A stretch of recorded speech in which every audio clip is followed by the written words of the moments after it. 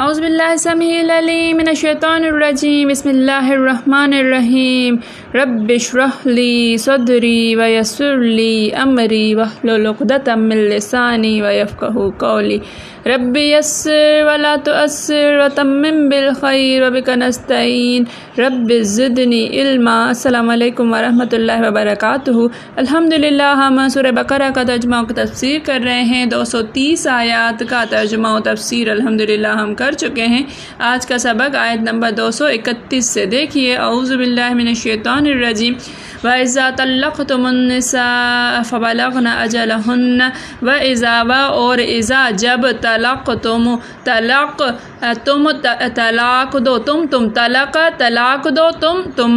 تم طلاق دو النساء عورتوں کو فبلغن پس بلغن وہ پہنچ جائیں، وہ پوری کر لیں اجلہن اجل مدت، ہن اپنی مدت یعنی اپنی عدت کی مدت، فامسکوہن پس امسکو تو روک لو، ہن ان کو روک لو بمعروف دستور کے مطابق معروف طریقے سے،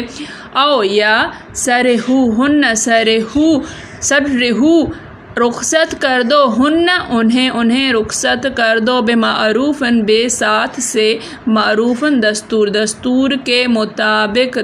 معروف طریق سے، ولا تمسکوہن اور لا نہیں تمسکوہن تم روکو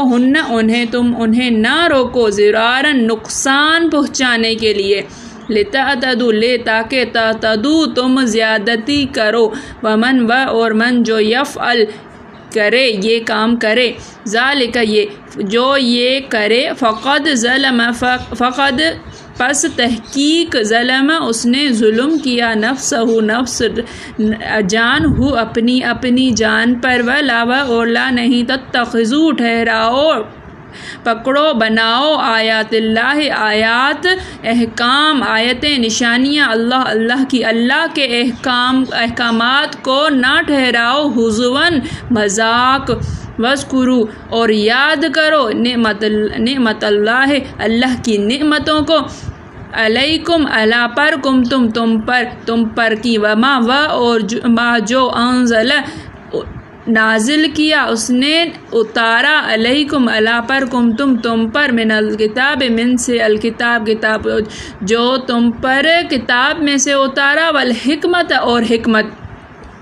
کتاب اور حکمت میں سے تم پر نازل فرمایا، یعظکم وہ نصیحت کرتا ہے تمہیں، بہی اس سے، واتقوا اللہ اور اتقوا تم ڈرو اللہ سے، وعلموا اور اعلموا تم جان لو، ان کہ اللہ بکل شیء علیم بے سے کل ہر شیء چیز علیم جاننے والا، کہ اللہ ہر چیز کو جاننے والا ہے۔ وَإِذَا طَلَّقْتُمُ النِّسَاءَ پھر اور جب تم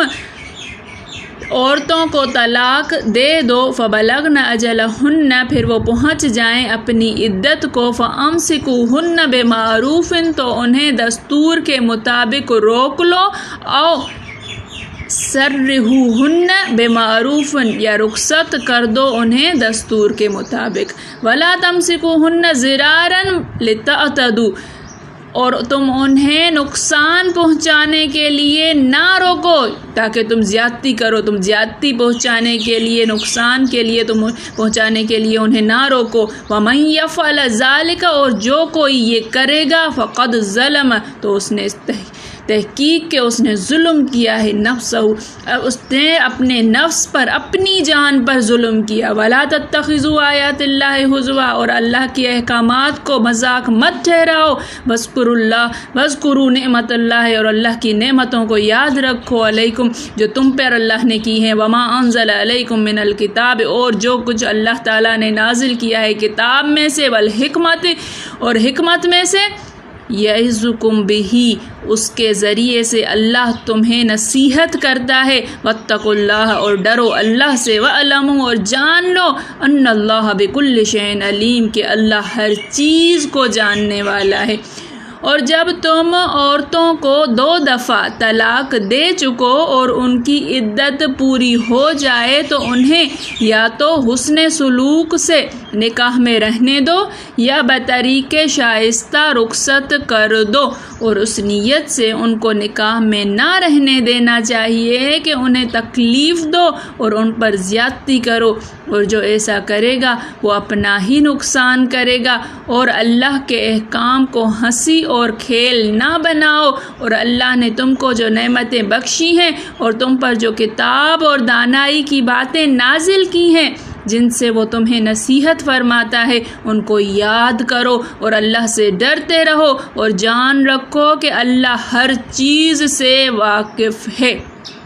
تفسیر کی طرف دیکھیے کہ بیان چل رہا ہے طلاق کے احکامات کے بارے میں، کہ یہاں پر جو ہے وہ مردوں کو اللہ تعالیٰ حکم فرما رہے ہیں کہ جب وہ اپنی بیویوں کو طلاق دیں جن حالتوں میں لوٹا لینے کا حق انہیں حاصل ہے اور عدت ختم ہونے کے قریب پہنچ جائے یا عمدگی کے ساتھ لوٹائے، یعنی رجعت پر گواہ اب رجوع کرے گا تو گواہ قائم کرے گا، گواہ بنا کر وہ رجوع کرے گا کہ میں اپنی عورت سے رجوع کر رہا ہوں، طلاق کی عدت ختم ہونے والی ہے، 3 مہینے ابھی پورے نہیں ہوئے ہیں، اور وہ رجوع کر لیتا ہے تو وہ اچھے طریقے سے احسن طریقے سے صلح کرتے ہوئے لوگوں کو گواہ بناتے ہوئے اپنی بیوی کو اپنے ساتھ رکھے، یا نہیں رکھنا چاہتا ہے، اچھائی سے بسانے کی نیت نہیں ہے اس میں، تو پھر عمدگی کے ساتھ اس کو چھوڑ دے اور عدت ختم ہونے کے بعد اپنے ہاں بغیر اختلاف و جھگڑے اور دشمنی اور بدزبانی کے نکال دے۔ دیکھیے کہ جب عورت کو طلاق ہوتی ہے، طلاق رجعی ہوتی ہے، تو اس کو عدت اپنے شوہر کے گھر میں گزارنی ہوتی ہے، عورت کو نکال نہیں دیا جاتا ہے۔ طلاق کے بعد عورت کو فوراً گھر سے نہیں نکال دیا جائے گا، وہ عدت کی مدت اپنے شوہر کے گھر میں گزارے گی۔ اب شوہر کی مرضی ہے کہ وہ 3 مہینے کے اندر اندر رجوع کر لے یا اس کی عدت گزر جانے دے۔ جب عدت گزر جائے گی تو پھر عورت کو گھر سے جانا پڑے گا، اگر وہ شوہر کے ساتھ دوبارہ سے نکاح کر کے نہیں رہنا چاہتی ہے تو وہ جائے اور کسی اور شوہر کے ساتھ کسی آدمی کے ساتھ نکاح کر لے اور آگے اپنا گھر بسائے جا کر، لیکن طلاق کی عدت شوہر کے گھر میں ہوتی ہے۔ جاہلیت کے اس دستور کو اسلام نے ختم کر دیا کہ طلاق دے دی، عدت ختم ہونے کے قریب رجوع کر لیا، پھر طلاق دے دی، پھر رجوع کر لیا، یوں ہی اس دکھیاری عورت کی عمر برباد کر دیتے تھے کہ نہ وہ سہاگن ہی رہے نہ بیوہ۔ تو اس سے اللہ نے روکا اور فرمایا کہ ایسا کرنے والا ظالم ہے، ایسے عورتوں پر ظلم کرنے والا کہ نہ عورتوں کو گھر میں بسنے دے رہے ہیں نہ اس کو چھوڑ رہے ہیں کہ کہیں جا کر وہ اپنا گھر بسائے، یہ ظلم ہے، یہ ظالم ہے شخص ایسا۔ پھر فرمایا اللہ کی آیتوں کو ہنسی نہ بناؤ۔ ایک مرتبہ رسول اللہ صلی اللہ علیہ وآلہ وسلم اشعری قبیلہ پر ناراض ہوئے تو حضرت ابو موسیٰ اشعری رضی اللہ تعالیٰ عنہ نے حاضر خدمت ہو کر ان اصلاحات طلاق کے بارے میں سبب دریافت کیا۔ آپ نے فرمایا کیونکہ یہ لوگ کہہ دیا کرتے ہیں کہ میں نے طلاق دی، میں نے رجوع کیا، یاد رکھو مسلمانوں کی یہ طلاقیں نہیں ہیں، عورتوں کی عدت کے مطابق طلاقیں دو۔ اس حکم کا یہ بھی مطلب لیا گیا کہ ایک شخص ہے جو بلا وجہ طلاق دیتا ہے اور عورت کو ضرر پہنچانے کے لیے اور اس کی عدت لمبی کرنے کے لیے رجوع ہی کرتا چلا جاتا ہے، کہ بار بار طلاق دی اور پھر جو ہے وہ 3 مہینے ابھی پورے نہیں ہوئے ہیں، پھر اس کو رجوع کر لیا، پھر کچھ دن کے بعد پھر طلاق دے دی، پھر رجوع کر لیا، تو اس عورت بیچاری کو تکلیف دیے چلے جائے۔ یہ بھی کہا گیا ہے کہ ایک شخص سے جو طلاق دے یا آزاد کرے یا نکاح کرے پھر کہہ دے کہ میں نے تو ہنسی ہنسی میں کیا تھا، تو طلاق کا معاملہ، غلام کو آزاد کرنے کا معاملہ یا نکاح کا معاملہ یہ ہنسی ہنسی میں بھی ہو جایا کرتے ہیں، یہ مذاق میں بھی منعقد ہو جایا کرتے ہیں، وہ غصہ ہو، لڑائی ہو یا مذاق چل رہا ہو، یہ ہو جائے گا۔ طلاق مذاق میں بھی ہو جائے گی، نکاح مذاق میں کیا، نکاح منعقد ہو جائے گا۔ ایسی صورتوں میں تینوں کام فی الوقت واضح ہو جائیں گے۔ حضرت ابن عباس فرماتے ہیں کہ ایک شخص نے اپنی بیوی کو طلاق دی، پھر پھر کہہ دیا کہ میں نے تو مذاق کیا تھا، اس پر یہ آیت اتری۔ حضور صلی اللہ علیہ وسلم نے فرمایا یہ طلاق ہو گئی۔ حسن بصری رحمۃ اللہ فرماتے ہیں کہ لوگ طلاق دے دیتے، آزاد کر دیتے، نکاح کر لیتے اور پھر کہہ دیتے کہ ہم نے بطور دل لگی کہ یہ کیا تھا، اس پر یہ آیت اتری ہے۔ حضرت حضور صلی اللہ علیہ وسلم نے فرمایا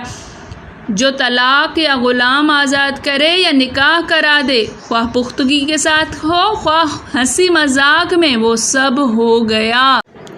ابو داؤد، ترمذی اور ابن ماجہ میں حدیث ہے، ان تینوں کتابوں میں یہ حدیث ہے کہ 3 چیزیں ایسی ہیں کہ پکے ارادے سے ہوں، دل لگی سے ہوں تو تینوں پر اطلاق ہو جائے گا، نکاح، طلاق اور رجعت۔ اگر نکاح جو ہے وہ یوں صورت مسئلہ یہ بنے گی کہ بچے لڑکے لڑکیاں آپس میں بیٹھے ہوئے ہیں، ہنسی مذاق میں ایک دوسرے سے جو ہے وہ ایجاب و قبول کر رہے ہیں، مذاق ہو رہا ہے۔ اس لڑکے نے کہا میں تمہیں نکاح میں قبول کرتا ہوں، وہ لڑکی بھی قبول کرتی ہے اور یہ مذاق چل رہا ہے۔ یہ مذاق نہیں ہے، اس میں چونکہ گواہ موجود ہیں اور بھی لوگ موجود ہیں، 2 مرد موجود ہیں، تو نکاح ہو جائے گا۔ یہ کوئی مذاق کی بات نہیں ہے۔ کسی نے اپنی عورت سے مذاق کرتے ہوئے کہا میں طلاق دیتا ہوں، یا مذاق میں اپنے دوستوں کے پاس بیٹھا ہوا ہے اور ہنسی کہتا ہے میں نے اپنی بیوی کو طلاق دے دی، یہ طلاق ہو جائے گی۔ اسی طرح سے رجوع کا معاملہ کہ وہ لوگوں کے سامنے بیٹھ کر کہتا ہے میں نے اپنی بیوی سے صلح کر لی، میں نے رجوع کر لیا، تو یہ رجوع ہو جائے گا۔ اسی طرح سے غلام کا معاملہ، اب تو یہ معاملے غلام نہیں ہوا کرتے ہیں، جب غلام کا دور تھا، غلاموں کا دور تھا، تو کوئی مذاق میں کہہ دے کہ میں نے اپنے غلام کو آزاد کر لیا، جیسے ہی یہ لفظ منہ سے ادا ہوئے آزاد ہو جائے گا۔ اسی طرح غصے کا معاملہ ہے کہ غصے میں بھی اس نے کہا طلاق دیتا ہوں، طلاق ہو جائے گی۔ غصے میں نکاح کر لیا، ایجاب و قبول ہوا، کسی نے کہا میں نے اپنی چھوٹی بیٹی کا جو ہے وہ نکاح کر لیا، نکاح میں دے دی، تو یہ نکاح ہو جاتا ہے۔ کوئی ولی اپنا جو ہے اپنی بیٹی کا نکاح کروا دیتا ہے تو یہ معاملات ایسے ہیں کہ مذاق میں بھی ہو جایا کرتے ہیں منعقد، اور غصے میں بھی، عام حالات میں بھی ان کا کوئی جو ہے وہ نہیں ہوتا کہ بینڈ باجے بجیں گے، سب کو دعوتیں ملیں گی تب ہوگا۔ 2 گواہ ضروری ہیں اور یہ چیز منعقد ہو جائے گی۔ امام ترمذی اسے جو اچھا اللہ کی نعمت کو یاد کرو، اللہ تعالیٰ فرماتا ہے کہ اللہ کی نعمت کو یاد کرو کہ اس نے رسول بھیجے، ہدایت اور دلیلیں نازل فرمائی، کتاب نازل فرمائی اور حکمت۔ تو حکمت کیا ہے؟ وہ دلیلیں ہیں، کتاب ہے اور سنت ہے۔ سنت رسول کو جو ہے وہ حکمت کہا گیا ہے۔ کتاب اور سنت سکھائی، حکم بھی کیے، منع بھی کیا، جو کام کرو اور جو کام نہ کرو ہر ایک میں اللہ جل شانہ سے ڈرتے رہا کرو، اور جان رکھو کہ اللہ تعالیٰ ہر پوشیدہ اور ہر ظاہر کو بخوبی جانتا ہے۔ وَاعْلَمُوا أَنَّ اللَّهَ بِكُلِّ شَيْءٍ عَلِيمٌ، اور جان لو کہ اللہ ہر چیز کو جاننے والا ہے۔ اللہ تعالیٰ ہماری نیتوں کو بھی جاننے والا ہے، ہمارا دل کی دھڑکنوں میں کو بھی جاننے والا ہے، ہماری سوچ پتہ نہیں اندر ہمیں بھی پتہ نہیں چل رہا ہوتا، اور ہماری جو کھچڑی پک رہی ہوتی ہے نا دماغ میں، وہ بھی اللہ تعالیٰ جو ہے وہ جان لیتے ہیں۔ خیال آ کر جو سیکنڈ کے بھی کوئی 100ویں حصے میں، کروڑویں حصے میں گزر کے چلا جاتا ہے، اس خیال کو بھی اللہ تعالیٰ پکڑ لیتے ہیں، اللہ تعالیٰ کو معلوم ہوا کرتا ہے۔ اللہ تعالیٰ ہم سب کو کی حفاظت فرمائے، اللہ تعالیٰ ہمارے خیالات کی حفاظت فرمائے، اللہ تعالیٰ ہمیں اچھا بولنے کی، اچھا سوچنے کی، نیکی کے کاموں میں لگ جانے کی توفیق عطا فرمائے۔ اللہ تعالیٰ ہمیں ایسا چن لے اپنے دین کے لیے، اپنے دین کی خدمت کے لیے، قرآن کی خدمت کے لیے، کہ ہمیں گناہ کی طرف ایک نظر اٹھانا تو دور کی بات، وہ سوچ کا جو کروڑواں حصہ آ کر گزر جاتا ہے نا، وہ بھی گناہ کے بارے میں نہ گزرے۔ اللہ تعالیٰ ہم سب کا حامی و ناصر ہو۔ حج کا دن ہے آج حج ادا ہو رہا ہے، عرفات میں حاجی حاضر ہیں، دعائیں ہو رہی ہیں۔ آج کا وہ دن ہے کہ جو بھی دعائیں کی جائیں گی ضرور بضرور قبول ہوتی ہیں، کتنے ہی کروڑوں جانیں جو ہے وہ جہنم سے آزاد ہوں گی۔ اللہ تعالیٰ ہم ہمیں بھی جہنم سے آزادی عطا فرمائے، اللہ تعالیٰ ہمیں گناہوں سے آزادی عطا فرمائے، اللہ تعالیٰ ہم سب کی جائز دعائیں قبول فرمائے، بیماروں کو شفا عطا فرمائے، اللہ تعالیٰ ہمارے اندر بھی وہ شوق، وہ محبت پیدا فرمائے جو محبت وہ عرفات کے میدان میں پہنچا دیتے ہیں۔ اللہ تعالیٰ ہم سب کو اپنا محبوب بنا لے، ہمارے لیے اللہ تعالیٰ نبی کریم صلی اللہ علیہ وسلم محبوب ہو جائیں، ہم عاشق رسول بن جائیں۔ میرے پڑھانے میں، آپ کے پڑھنے میں، میرے سمجھانے میں، آپ کے سمجھنے میں کوئی غلطی، خطا، بھول چوک ہو گئی ہو تو میں اللہ کے حضور میں توبہ کرتی ہوں اور معافی کی خواستگار ہوں۔ ربنا تقبل منا انک انت السمیع العلیم۔ السلام علیکم ورحمۃ اللہ وبرکاتہ۔